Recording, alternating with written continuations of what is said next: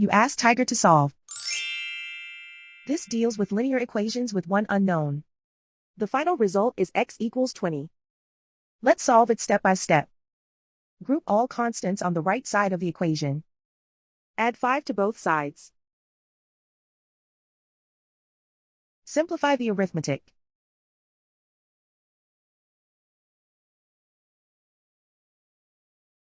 Isolate the x. Multiply both sides by 20. Group like terms. Multiply the coefficients.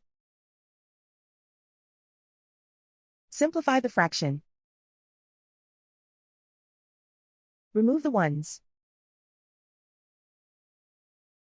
And so the final result is x equals 20.